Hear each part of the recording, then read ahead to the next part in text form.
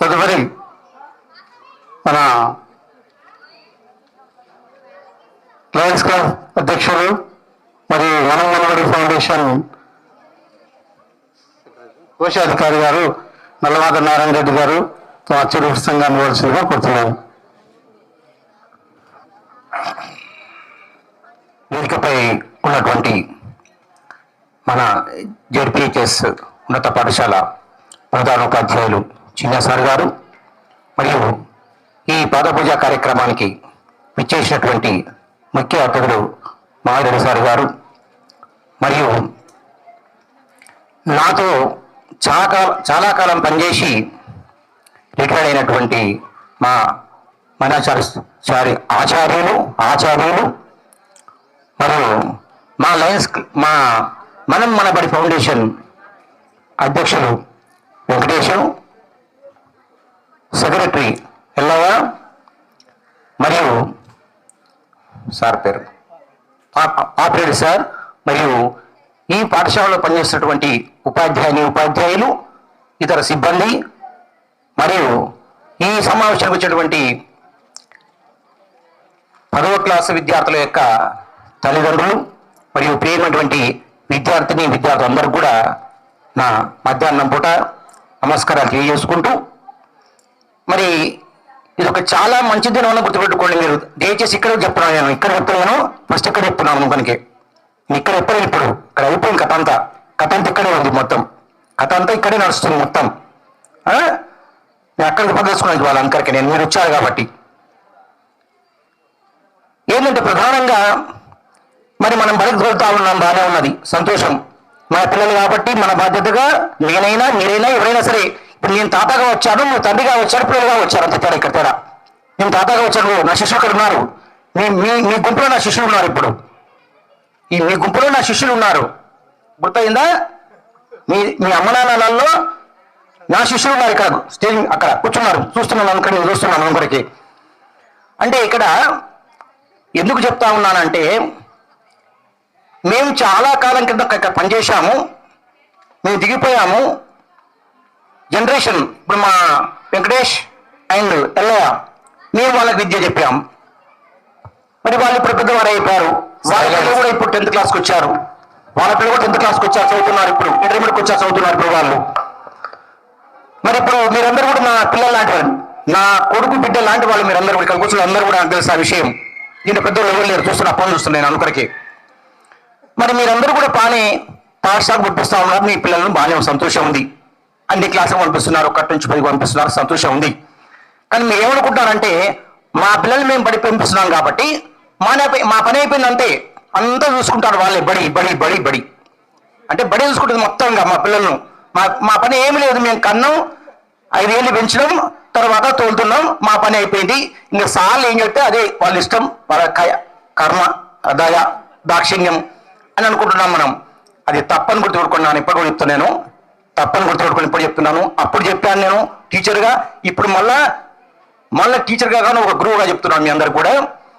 మన పాత్ర చాలా ఉంటుంది ఇక్కడ. ఒక బడి యొక్క పాత్ర 33% ఉంటుంది. ఒక బడి యొక్క పాత్ర విద్యార్థి అభివృద్ధిలో 33% ఉంటుంది. 33% ఉంటుంది బడి యొక్క పాత్ర. మిగతా 33% విద్యార్థుల పైన ఉంటుంది.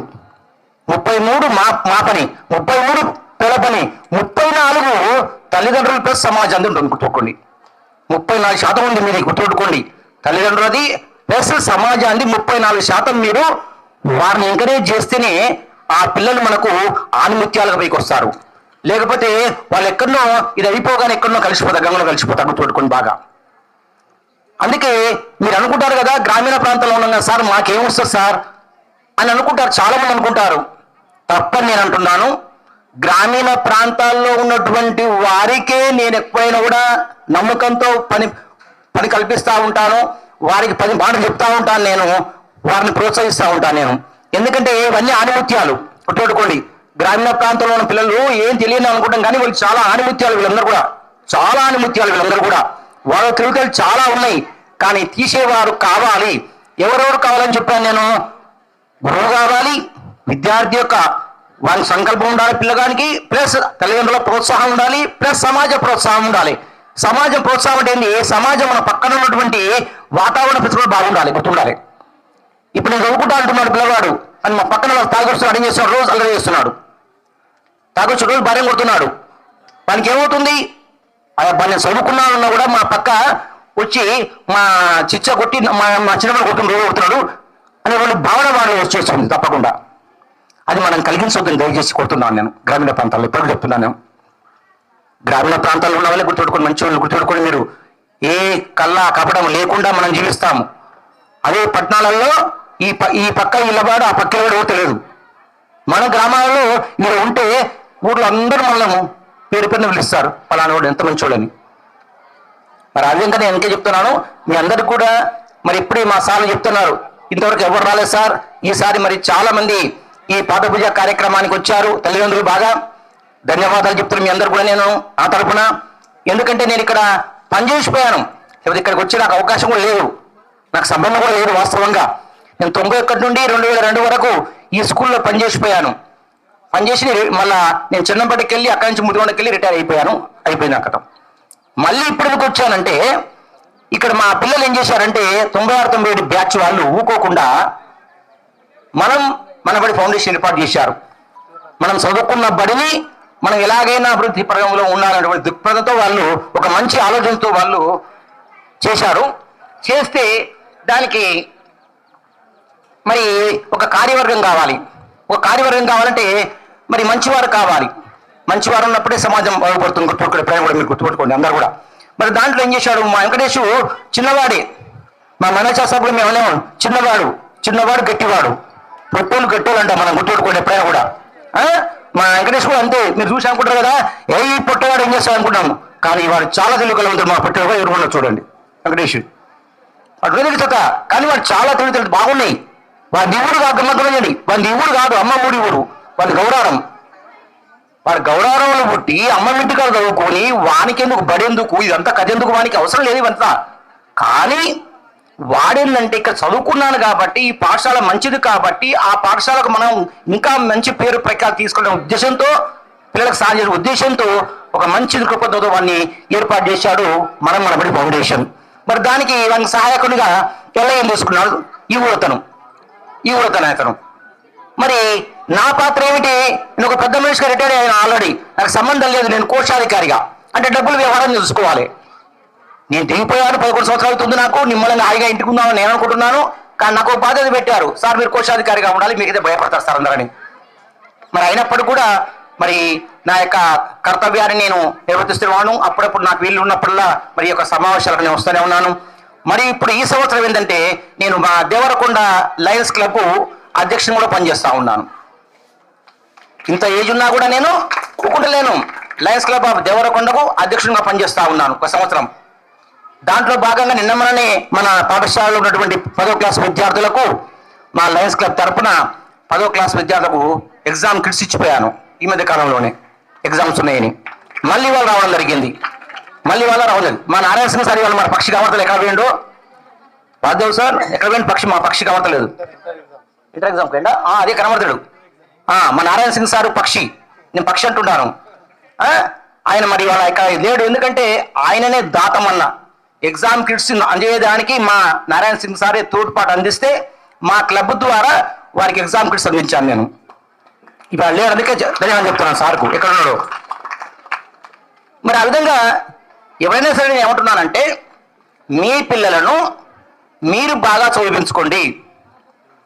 చదివించుకుంటే మీరు తప్పో ఒప్పో చేశారు. అప్పుడు మేము చెప్పినప్పుడు సరిగా ఏం లేదు కాబట్టి మీ ఆర్థిక పరిస్థితులు బాగాలేకపోవచ్చు, చెప్పలేను, అవి ఏదో కారణాల వల్ల మరి మీ స్థాయిలలో అంత బాగా రాలేదని నేను అనుకుంటున్నాను. కొంతమంది అయితే బాగానే వచ్చారు, వాళ్ళ సంవత్సరాలు బాగానే ఉన్నాయి, వాళ్ళ పిల్లలు బాగానే ఉన్నారు. కాబట్టి ఇక్కడైనా కూడా మీరు ఏం చేయండి అంటే మీ పిల్లలను ఒక మంచి పౌరులుగా తయారు చేయడానికి, మంచి పిల్లలు తయారు చేయడానికి మీరు ముందుకు రావాలని మేము మా ఫౌండేషన్ తరఫున ప్రయత్నం చేస్తా ఉన్నాం మేము.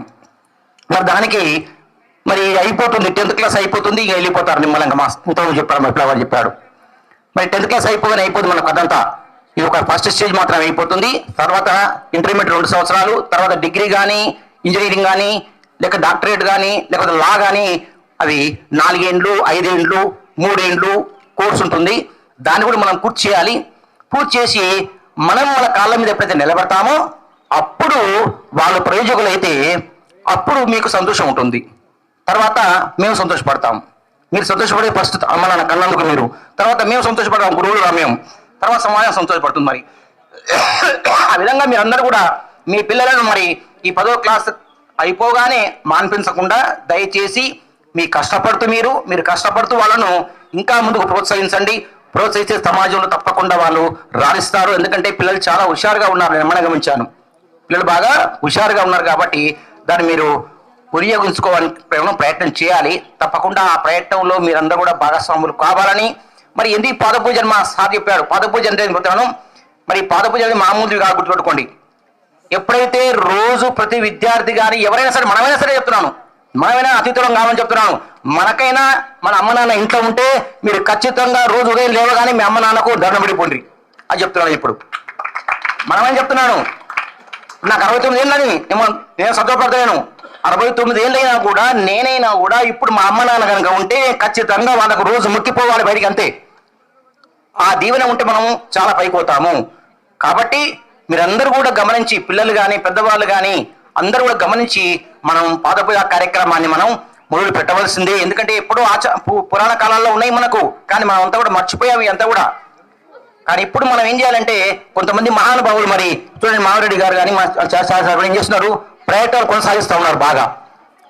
మరి వాళ్ళ కృషిని మనం ఏం చేయాలి, సఫలీకృతం చేసుకోవాలంటే మీరు వీళ్ళకి నేర్పాలి, వాళ్ళకు మా గురువు నేర్పాలి. మరి ఆ విధంగా ఏమవుతుంది, మెల్లమెల్ల అందరిలో ఆ ఒక ఉత్సాహం వచ్చే అవకాశం ఉంటుంది. కాబట్టి ఆ విధంగా మీరందరూ కూడా, పిల్లలందరూ కూడా మంచి ప్రయోజకులు కావాలని, ఎగ్జామ్స్ బాగా రాయాలని, అందరూ పాస్ కావాలని, అందరూ మంచి మార్కులతో పాస్ కావాలని, మరొక్కసారి మీ అందరికీ ఎగ్జామ్స్లో మీరందరూ ఆల్ ద బెస్ట్, మంచి మార్కులు కావాలని కోరుకుంటూ ఈ అవకాశం ఇచ్చినటువంటి మా ప్రధానాచార్యుల గారికి మరొక్కసారి ధన్యవాదాలు చేస్తూ ముగిస్తా ఉన్నాను. Thank you sir. ఎన్ని కోట్లు పెట్టినా, ఎన్ని లక్షలు పెట్టినా, ఎంత ధనం పెట్టినా ఇటువంటి మాటలు రావు. కాబట్టి చాలా చాలా మంచి విషయాలు అందజేశారు. ధన్యవాదాలు సార్.